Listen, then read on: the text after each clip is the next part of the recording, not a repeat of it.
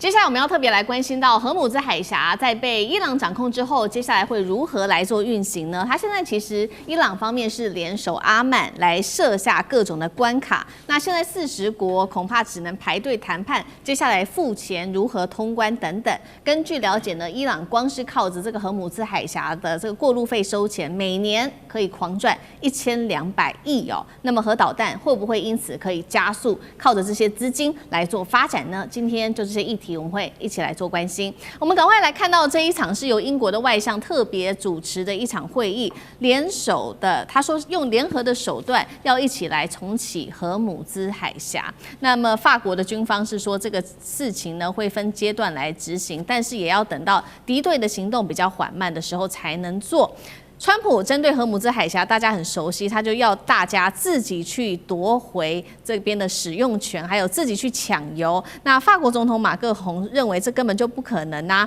过境船只面对革命卫队和弹道飞弹的威胁，实在是太危险了。那么伊朗外长最新也说了呢，这个有关于荷姆兹海峡的事情，未来是由我们伊朗跟阿曼说的算，所以确实呢，伊朗跟阿曼现在已经在起草这个最新的协议了。接下来他们会来监控这些船只，而且呢，会有一个全新的收费制度，由革命卫队自己来建立。好，这些制度有哪些？我们稍微看一下细节。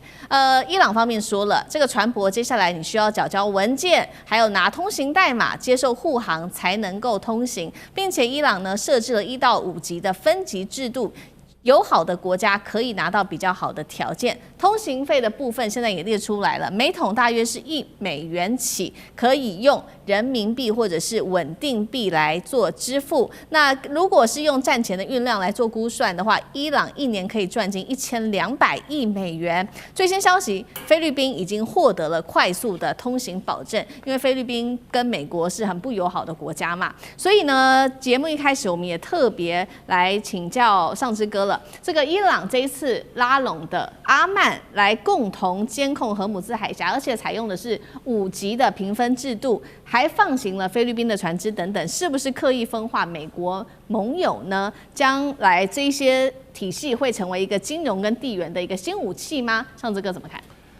我们看荷姆兹海峡非常非常有趣哦。每一战争，我们过去都是看战争这个打来打去、炸来炸去，但没有想到在这一次战争当中，荷姆兹海峡变成另外一个全新的主角，仿佛一个江湖外传这里头变成最大关键，因为它影响全世界的，包括地缘政治乃至全球的资本市场、能源市场。太深远了哦！我有个最近消息，究竟是为什么菲律宾能够过呢？其实，在投资圈里头讲，这个不是国家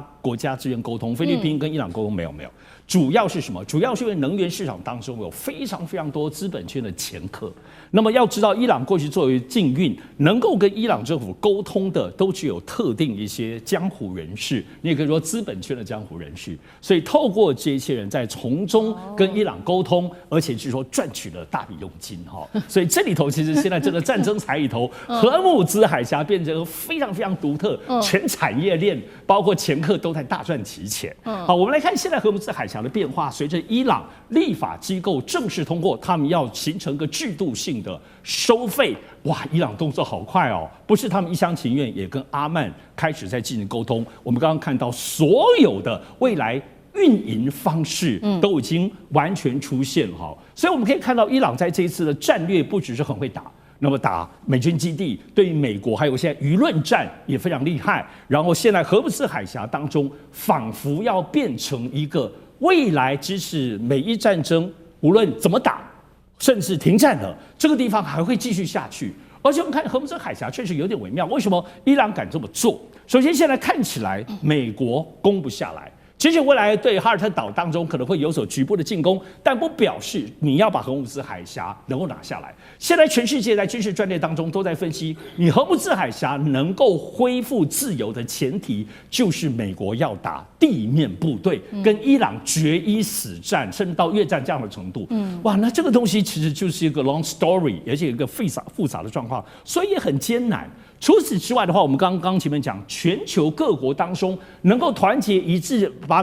伊朗一起拿下来，这个可能性很难，整合也很难。而且我们从中国大陆的媒体当中辗转有听到，现在除了有中国大陆的外围在波湾当中，也有中国大陆的军舰在那个地方在看保护他们自己的船只之外，也传出俄罗斯是不是也有他们的潜舰，包括核动力潜舰也在周边虎视眈眈的看着这一切呢，也包括为伊朗挺进。所以这里头可不是只有美国势力或欧美势力在这荷姆兹海峡的外围而已。因此，如果这样子持续下去，而且收钱，乃至于阿曼同意了，波湾国家自己本身最后也形成个机制。你说付这些钱，你说沙特那一些就是说啊不愿意吗？他们有的是钱，只要他们还能够赚的话，不是不可能哦。这里头美国的一个意志，并不见得都能够依川普想象的一切由美国来控制。所以现在我们看到的这个，除了在美以战争的军事之外，荷姆兹海峡本身形成的一个战略，而且这个战略当中包括人民币稳定币的收费，我们现在看起来伊朗所规划的这些东西，每一点听起来都合理，每一点都仿佛可以实施。而且这件事情只要什么呢？第一，美国真的最终没有办法把荷姆兹海峡打下来。第二个，在波湾乃至于其他通行的船舰，大家都认了，国际就是这样子，一旦认了，这件事情就成了。所以荷姆兹海峡不只是在这次作为美以战争当中的一个延续性的，不只是一个话题或一个军事话题，它有没有可能成为未来一个在波湾当中能源系统，乃至延伸到全球的资本系统，乃至它形成一个很有意思的这个收费，巴拿马运河啊，以后全世界这种东西有没有所谓的这个荷姆兹海峡的这个机制，变成威权或有能力控制，就说了算，认了就成为一个持续性的机制。很值得关注哦。好，现在看起来这个美国要去打地面战的难度是非常的高的，所以短期看起来，伊朗跟阿曼恐怕就已经定好这个初步的框架了。荷姆兹海峡会在短期内可能就是这样子收费。那刚刚是说了嘛，如果真的按照刚刚的收费方式来讲的话，那伊朗一年可以赚进1200亿美元。现在有一个说法，他可以用这些更多的钱去做他的核武跟他的导弹，去加速研发，会这样吗？厉将军怎么看？菲律宾已经做了示范了哈。我们台语有一句“心过八肚，再过不重”，这肚子还是比较重要的。你看菲律宾现在正在跟美国、还有日本、还有联合其他几个国家，共同在南海实施所谓肩并肩演习哈。按理说菲律宾应该是美国最忠实的盟友，但是没想到菲律宾居然第一个可以获得伊朗同意通过荷姆兹海峡，那背后到底是菲律宾怎么去跟伊朗谈的，我们不得而知。但是可见的就是这个伊朗很明显的利用它荷姆兹海峡这张王牌，在分化美国的这些盟友，这是第一个。第二个这个我想说，从菲律宾这个例子看得很明显，因为现在这个荷姆兹海峡被管制第一个这个最重的受灾户就是菲律宾，因为他们自己本身没有什么战备储油，而且也没有什么用油量，现在都要反而要靠中国提供一些成品油给他，就已经炼好的，不管是柴油或者是汽油，已经炼好的才能够提供给菲律宾，让他们能够使用啊，甚至于肥料这个石油提炼出来肥料也提供给菲律宾。所以菲律宾它现在很明显，它第一个倒下去的，因为这个能源第一个倒下去就是菲律宾。那现在它当然在这种状况下，它去拜托伊朗，让它的这种这个运到菲律宾的油轮可以通行。那从这个例子我们就看一下，其他国家会不会陆陆续续的发生能源的危机？我觉得很快就会发生。再来，不管是这个，就算是韩国跟日本也都是如此，我们台湾也很难避免，包括欧洲这些国家也都很难避免。我这边要回到到最后只有一句话就是这个对自己国家来讲是利益至上，意识形态倒是其次。打这场仗是你美国自己在跟以色列在跟伊朗打仗，那关欧洲这些国家什么事？关我们台湾什么事？如果说是跟韩国来讲的话，关他们什么事？对。那如果说因为你们要去打仗，害得我这个通货膨胀，害得我没有能源可以用，那你想想看，到最后我们讲一句很现实的话，到最后如果说用钱能够解决，那会不会大家就用钱解决了？尤其是你想想看，这些航运的，不管是油商或者是货轮、邮轮的航运商来讲的话，对他来讲，这船卡在那个地方，他少跑一天，他又少赚多少钱，就要亏多少钱。那如果说是用钱可以解决，我觉得这些航商或这些国家，他们愿意用钱来解决。菲律宾已经做了示范，后面几个国家好，大家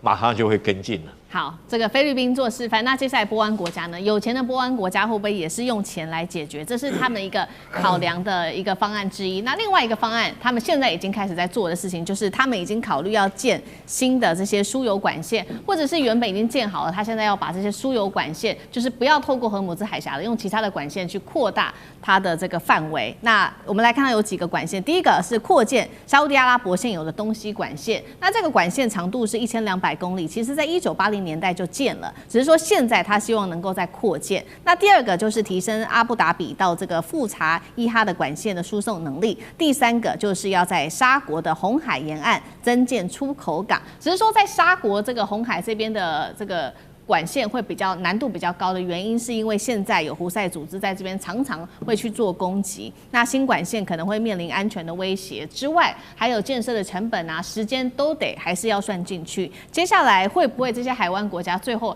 还是得听命于伊朗原本的这个我们讲了很久的这个收费制度？那张将军又怎么看？我认为这个区域稳定比较重要，因为你要建管线缓不济急，时间成本就很高，而且这管线的长度，阿拉伯半岛是全世界最大的半岛，320万平方公里，最窄的地方1200公里，所以你刚才讲1200，最宽的地方是1900公里。你拿这个最窄的地方来看，你要盖1200公里的管线，你这1200公里就是人家攻击的战略目标。我重新把你打断就没了。你的目标，因为管线都是露天，你要盖在地底下呢，管线的成本非常的高。你怎么样？你要露天的盖吧？对。那你这样子刚好露天的打刚好，几个节点就打到就好。这个问题，除了时间成本之外，风险成本也出来了。第三个，你到红海去运，红海又有了南端就是这个也门的胡塞组织又控领了红海，你要出去，他他妈所以打你的港口，要不要？那你就往北边往苏伊士运河走，那你往苏伊士运河走。它在这个的红海的这一段的航行的这一段也是被攻击的目标，所以想想看都没办法，都风险一直始终存在。